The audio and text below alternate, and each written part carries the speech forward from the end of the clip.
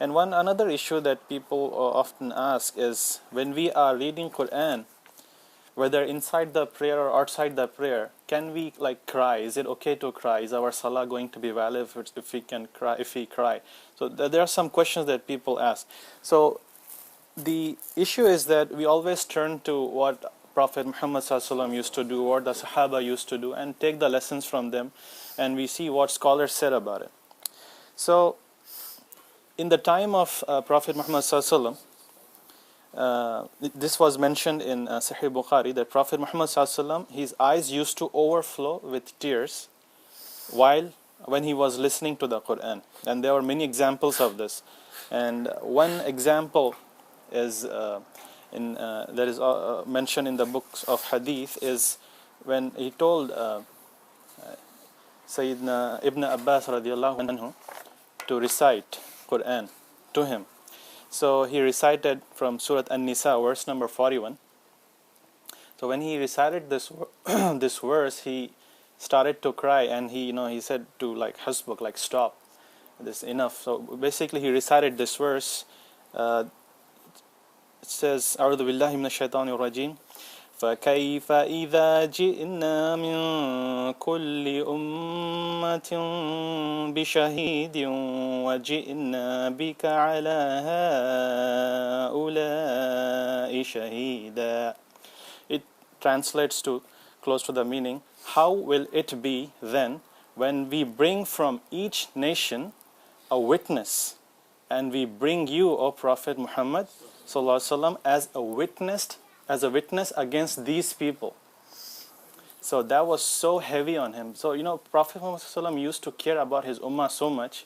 Always he was concerned about how he can make them Muslims. And now Allah subhanahu wa ta'ala is saying that not only some of his people are going to go into hell, but he will be asked to be a witness against these people, to be a witness in front of Allah. So he said, to Sayyidina Ibn Masud radiallahu anhu, he said, Hasbuk. He said, enough, just stop it here, and his tears were flowing.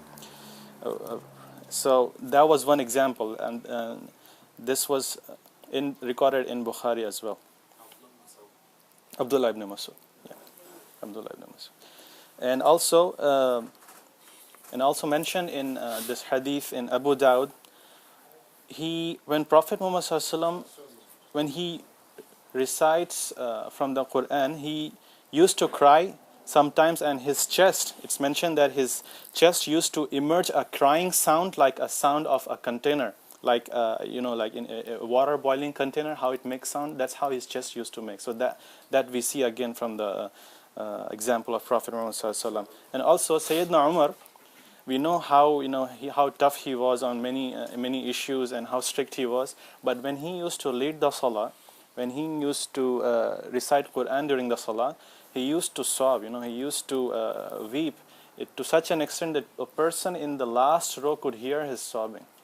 So that was Sayyidina Umar. And if you notice, these people they are guaranteed paradise. You think they are sinful? Why are they crying? I mean, if they are crying, what about us?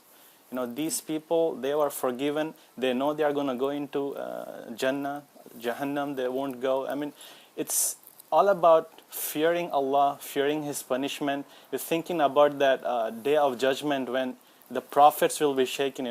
Today Allah subhanahu wa ta'ala is so angry at us that nobody will dare go to talk to Allah subhanahu wa ta'ala on that day except Prophet Muhammad sallallahu alaihi wasallam. We know that hadith. So that day, there are so many things that they are fearful about. So that's why the Sahaba and also Prophet Muhammad sallallahu alaihi wasallam, they used to be very concerned about their sins, about the displeasure of Allah subhanahu wa ta'ala. So another thing is that we have to keep in mind, though, that scholars say that when we are in the salah, we should not force ourselves to cry. If it comes naturally, that's okay. But forcing yourself to cry, that's not a good thing to do. But outside the salah, it is okay. You can do whatever you want, and it is encouraged that you do as well. So that's no problem with it. And but screaming and weeping loudly, this is not allowed. anytime. It has to come naturally, but you have to control. It shouldn't be like too loud. That's not from Sunnah again. And also pausing during recitation. So if you're reading Quran and sitting and reading, and some brother comes and maybe he wants to talk about a worldly thing, matters like that, can you stop reading Quran and talk to him and then later on continue? Is it okay? Is it allowed?